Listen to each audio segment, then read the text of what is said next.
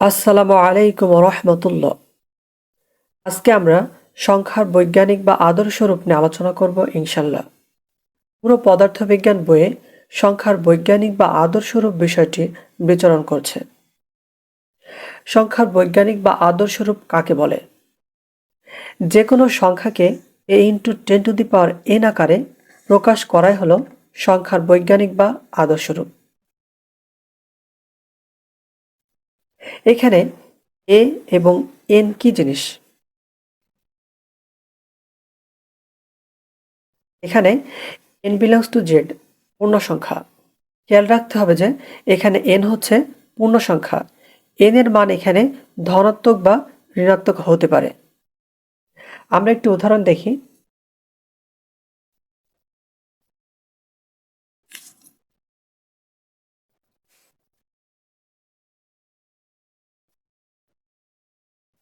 Two point four into 10⁻7।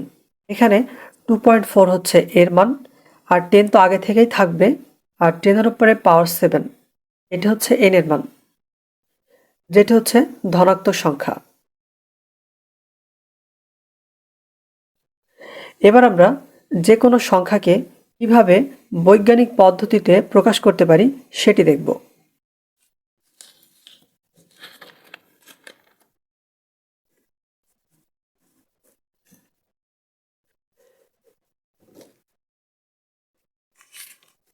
এখানে 345 একটি সংখ্যা। এই সংখ্যাটিকে আমরা এখন বৈজ্ঞানিক পদ্ধতিতে প্রকাশ করব।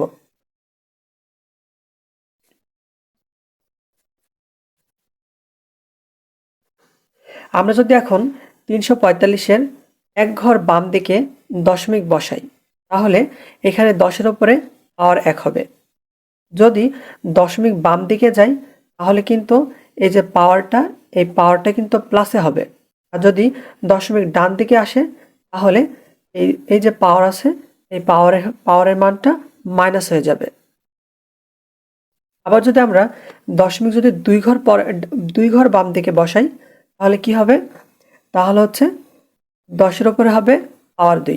যদি এই দশমিকটা 3 ঘর বাম দিকে বসাই, তাহলে 10-এর উপর হবে পাওয়ার 3।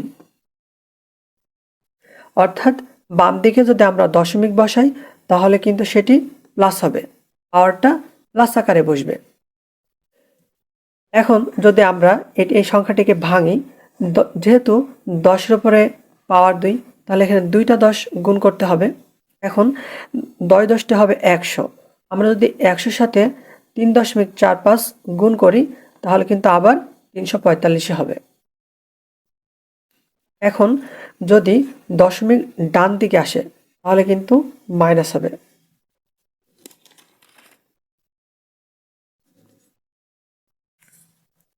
এই যে এখানে একটি সংখ্যা আমরা নিয়েছি, সেটা হচ্ছে 0.00345।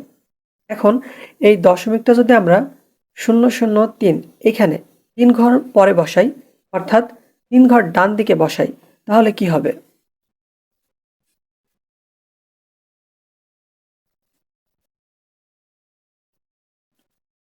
তাহলে এই সংখ্যাটি হবে 3.45 ইন্টু 10⁻3।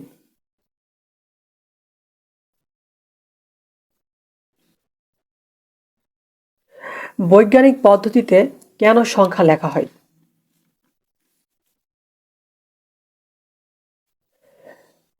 বৈজ্ঞানিক পদ্ধতিতে সংখ্যাকে লেখা হয় কারণ হচ্ছে 0.00037। এত বড় সংখ্যাকে সহজে পড়া বা লেখার জন্য বৈজ্ঞানিক পদ্ধতি ব্যবহার করা হয়।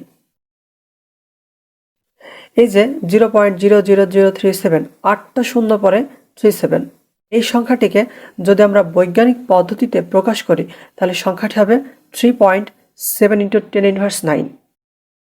এই যে এত বড় সংখ্যাটিকে আমরা এই যে ছোট করে ফেললাম, যার কারণে আমাদের পড়তে বা লিখতে সুবিধা হবে। এজন্যই বৈজ্ঞানিক পদ্ধতি ব্যবহার করা হয়।